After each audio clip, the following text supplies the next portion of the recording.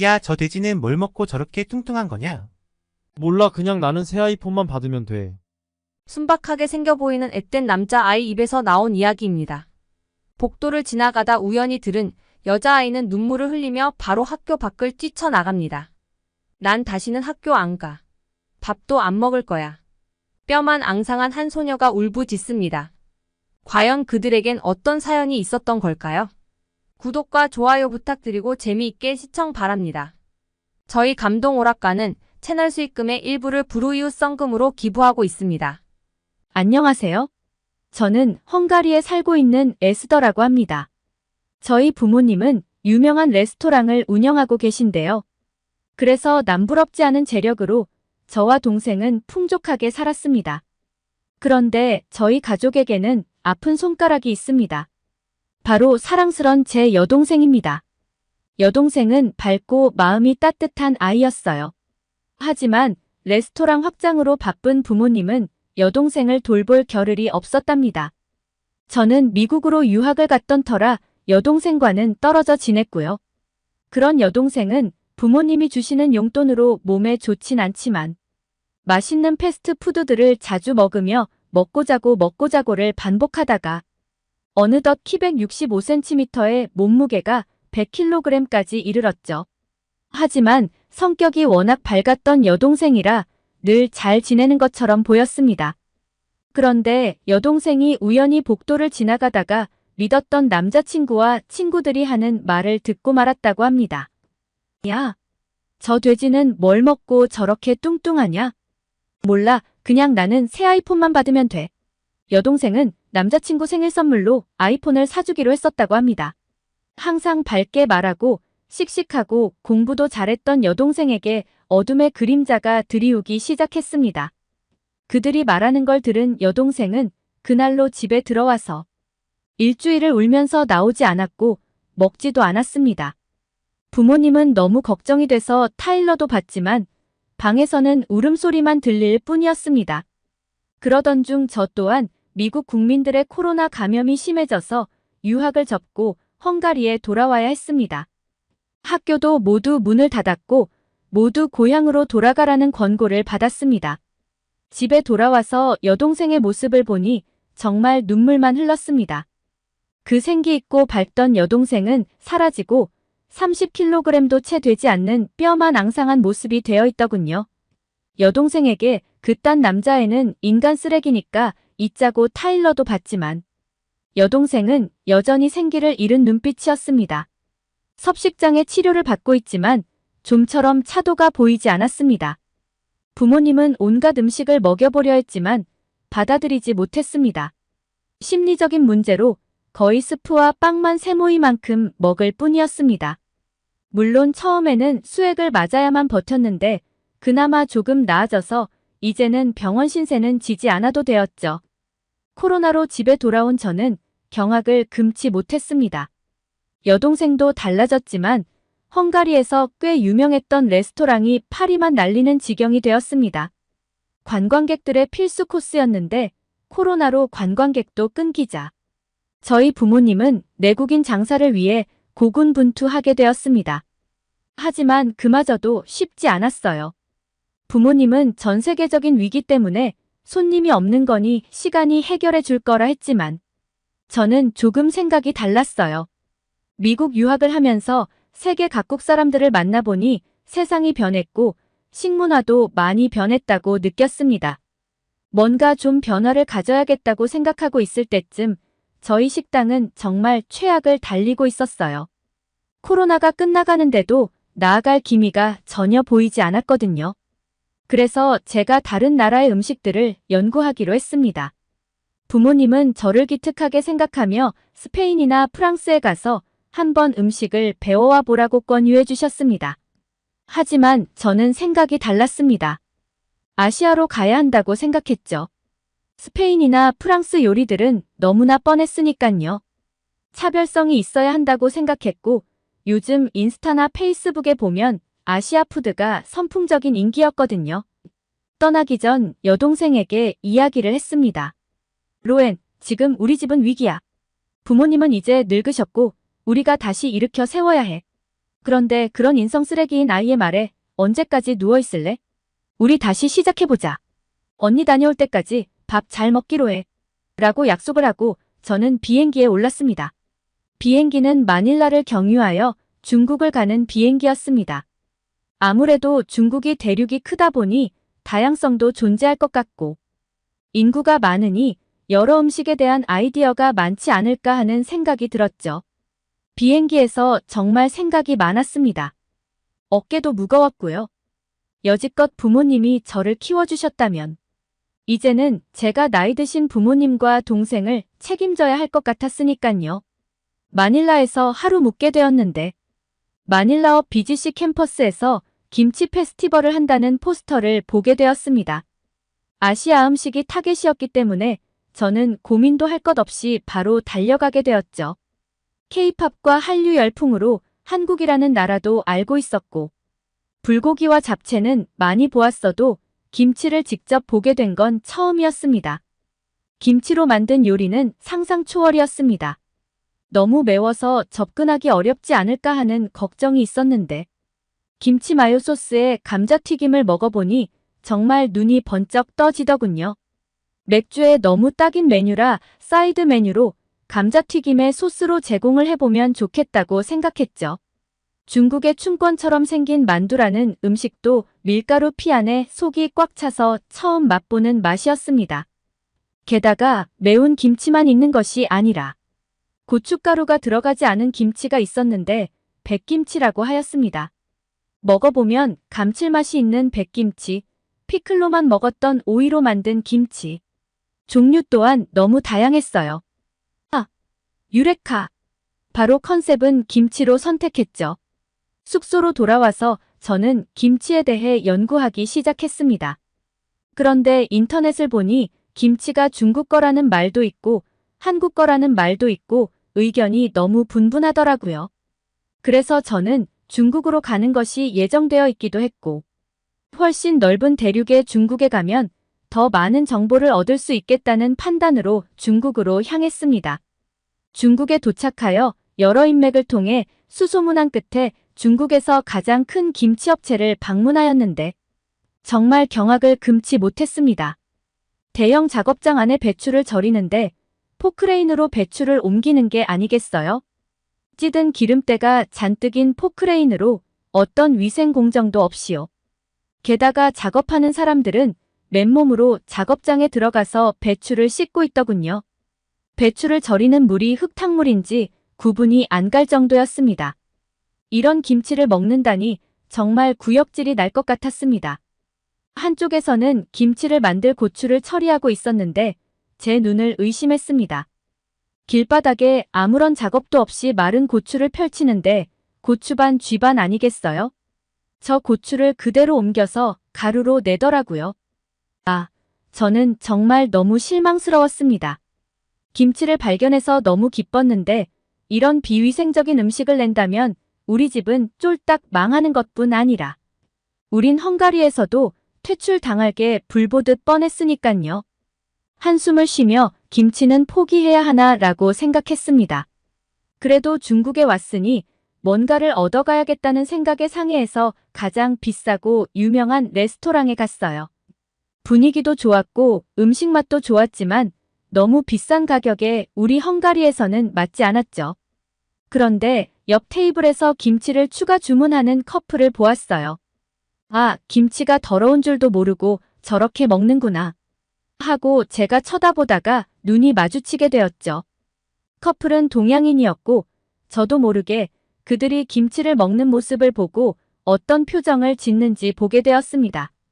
표정이 별로 좋지 않았고 추가 주문까지 해서 먹는데 왜 저러나 싶어서 저도 모르게 그 커플에게 말을 걸게 되었어요. 알고 보니 그들은 한국이라는 나라에서 왔고 김치를 추가 주문한 건 맛이 좀 이상해서 한 번 더 확인해 보려고 추가 주문한 것이었다고 합니다. 그리고 깜짝 놀랄 말을 하는데 김치는 중국하고는 전혀 관계가 없고 한국에서 예로부터 내려오는 음식이라고 확신을 가지고 얘기하는 겁니다. 생각해보니 마닐라에서도 김치는 모두 한국에서 온 거라고 표시가 되었었는데 저는 왜 단순히 김치는 더 큰 대륙의 중국 거라고 생각했는지 모르겠어요. 그래서 숙소로 돌아와 김치에 대해 조사를 하게 되었고 한국이 원조임을 확인했습니다. 검색을 더 디테일하게 해보니 한국 김치는 지역마다 들어가는 재료가 다르고 맛도 다르며 연구소와 박물관이 있을 정도로 김치에 대한 사랑이 깊은 김치의 원조 나라였습니다. 저는 생각할 필요도 없이 바로 다음 날 한국으로 향했습니다. 한국은 공항부터 달랐습니다. 중국에서 상해공항은 정말 시끄럽고 새치기가 난무하는 곳이었는데 인천공항은 출입국 심사줄부터 뭔가 신속하게 처리되었습니다. 그리고 공항 로봇이 돌아다니며 길 안내도 해주는 것이 최첨단 나라인 듯 보였습니다. 출입국 심사하는 직원들도 밝게 웃으며 대해주었고 그 심사 절차도 엄청 신속하더군요. 저는 구글링을 통해 굴보쌈이라는 메뉴를 찾아서 굴보쌈 맛집을 찾아갔습니다. 헝가리에서는 굴이 엄청 귀한 음식인데 한국에서는 저렴해 보였어요. 우선 이것저것 먹어봐야 할 것 같았거든요. 저는 식당에 들어가자마자 후회를 했는데요. 주인 할머니가 제가 들어갔는데도 쳐다보지도 않고 자기 일만 하고 계시더라고요. 할머니를 부르니 바쁘니까 잠깐만 있으라고 소리를 빽 지르시더라고요. 중국 식당에서 만난 한국인들은 매우 상냥했는데 역시 아시아는 다 불친절한 건가 하며 속으로 긴장을 하고 있었죠. 저는 주문도 하지 않았는데 반찬들을 갖다 주기 시작했어요. 아니 한국은 이런 식으로 바가지까지 씌우는 곳인가? 정말 숨통이 조여왔죠. 미역국이며 상추 같은 채소들과 6가지 정도 반찬이 깔렸어요. 이게 접시당 얼마야? 하며 살짝 걱정하고 있는데 주문하라고 하시더라고요. 말이 통하지 않으니 저 반찬들은 뭐냐고 물어볼 수도 없고 해서 일단 메뉴판에 그림을 가리키며 굴보쌈 제일 작은 걸 주문했죠. 어쨌든 저는 한국 음식 중에 어떤 걸 배워갈까가 더 중요하니까 가격과 할머니의 친절은 신경 안 쓰기로 했어요. 금세 굴이랑 잘 삶아진 고기와 빨간 김치가 나왔습니다. 돼지고기는 우리나라에서는 바비큐로 먹거나 향신료에 볶아서 먹는 게 대부분인데 그냥 삶은 것 같진 않은데 엄청 보드랍고 입에서 녹는 느낌이었어요. 김치도 마닐라에서 맛본 김치와는 또 다른 맛이었죠. 자시랑 밤 같은 견과도 들어있고 약간 더 달짝지근한 맛이었죠. 굴과 보쌈과 김치의 조화는 환상이었죠. 저는 다른 주변 신경 쓸 틈도 없이 순간 싹쓸이를 해버렸답니다. 그리고 같이 나온 옥수수 샐러드도 너무 맛있어서 순식간에 비워버리자. 할머니는 저한테 물어보지도 않고 다시 채워서 갖다 주었어요. 도대체 얼마를 받으려고 저러시는지 의구심이 들기 시작했어요. 그런데 계산할 때 깜짝 놀랐어요. 굴보쌈 가격 외엔 어떤 추가 금액도 받지 않는 거예요. 그리고 할머니는 손님들이랑 웃으면서 대화하면서 일을 하고 계시더라고요. 할머니는 귀가 잘 안 들리시는 것 같았어요. 그리고 억양이 좀 강해서 저는 소리 지른 거라고 생각했는데 그런 게 아니었던 거죠. 할머니는 요구르트에 빨대를 꽂아주시며 매웠을 텐데 외국인이 어쩜 그리 잘 먹냐며 이거 먹으면 소화된다고 주시더라고요. 옆자리에 젊은 한국분이 뭔가 열심히 말을 하시는 주인 할머니를 위해 통역을 해주시더라고요. 이내 기분이 좋아졌습니다. 저는 한국에서 이곳저곳의 식당들을 돌아다니며 김치로 만든 요리들을 맛보았습니다. 김치찌개, 묵은지 김치찜, 묵은지 감자탕 등등 많은 음식을 접해보며 나름대로 확신이 들었습니다. 그래서 저는 김치를 이용한 요리를 특별 메뉴에 넣기로 결심을 하였습니다. 그래서 헝가리로 돌아가 동생에게 이 이야기를 해주었죠. 그리고 김치는 발효식품이라 살도 찌지 않은 음식이라고 권유하니 동생도 이내 조금씩 맛을 보더니 곧잘 먹었어요. 시간이 흐르기도 했지만 저의 노력과 이야기에 동생도 어느덧 마음의 문을 연 것 같았어요. 너무 행복했죠. 그리고 이번에는 동생과 함께 신메뉴 개발을 위해 한국을 방문했죠.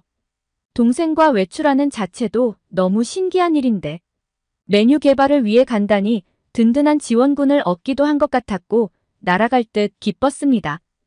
K-팝을 좋아하는 여동생은 언제 조사를 했는지 김치에 어울리는 건 삼겹살이라고 봤다며 삼겹살집을 가기로 했습니다.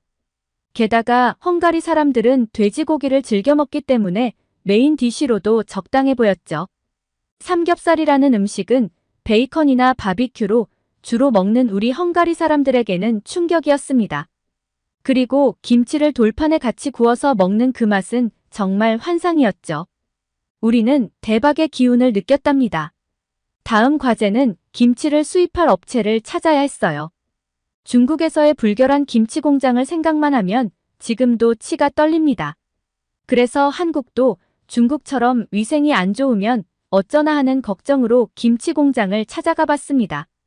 그런데 한국에서의 김치 공장은 전혀 다른 세계였습니다. 해썹을 도입한 김치 공장은 모든 직원들이 머리카락 한 올 떨어질까 싶어서 위생복을 착용하고 있었고, 새빨간 김치를 만드는데 하얀 작업복을 입고 하는 것이 충격이었습니다. 그리고 숙성도의 차이가 맛의 차이라고 하여 정말 넓은 냉장고에 숙성되고 있는 김치들을 보니 든든하였습니다. 한국과 정식으로 수입을 하기로 계약을 하였습니다. 한국의 김치 중에는 여러 종류의 젓갈을 사용하는 김치가 있는데 아무래도 헝가리 사람들에게는 호불호가 많이 갈릴 것 같아서 최대한 깔끔한 맛의 서울 경기도식의 김치로 수입하기로 결정을 했습니다. 수육을 만드는 법은 한국에서 배워와서 헝가리인들 입맛에 맞게 수정하여 출시를 하였습니다. 주위 친구들이며 친척들이 한국 음식이라는 게 헝가리에서 통하겠냐고 극구 반대들을 해왔지만 저희는 해낼 수 있을 것 같았고 좋은 반응으로 매출이 올라가고 있는 중이랍니다. 이미 인스타그램으로 홍보를 했고 헝가리 젊은 층들에게 기대를 받아 한정 메뉴로 출시된 메뉴라서 가게 오픈하기 전부터 줄을 서고 있답니다. 한국 음식 김치를 통해 우리 가족의 새로운 세상이 시작되었습니다. 지금도 계속적으로 동생과 메뉴 연구를 하고 있습니다. 헝가리에서 최고의 아시안 레스토랑을 만들겠다는 목표를 갖고서요. 다음 메뉴는 영국에서 아삭한 생김치와 양상추 위에 쇠고기 패티와 불고기 양념, 베이컨, 파맛버터, 치즈를 얹어 김치버거를 출시한 것에 영감을 얻어 로엔과 저도 열심히 연구를 하여 헝가리식 김치버거를 한정 메뉴로 출시할 예정입니다. 그리고 마닐라 김치 페스티벌에서 선보였던 김치 시즈닝을 뿌린 감자튀김도 세트 메뉴로 구성되었답니다. 저희 부모님도 처음에는 무슨 한국 음식이냐고 그런 시뻘건 걸 누가 먹냐고 소리를 지르시곤 쳐다보시지도 않았는데 문전성시를 이루는 가게를 보고 정말 기뻐하신답니다. 우리 가족은 정식으로 함께 한국에 가서 맛집 투어를 계획하고 있습니다. 무엇보다 거식증에 걸렸던 여동생 로엔이 다시 활기를 되찾아서 정말 행복합니다. 요즘에는 로엔이 적극적으로 이런 음식들을 먹으러 가보자고 할 정도라니까요. 우리 이쁜 여동생 로엔이 건강해져서 정말 다행입니다. 에스더 가족의 사연 어떻게 보셨나요? 한국 김치를 좋아해준다니 뿌듯하네요. 감동오락관은 여러분의 감동적이고 가슴 따뜻한 사연을 기다리고 있습니다. 구독과 좋아요는 무료이니 마음껏 눌러주세요. 여러분들의 소중한 사연을 제보해주실 분들이 있다면 댓글이나 메일로 남겨주시면 이야기로 만들어 드리겠습니다.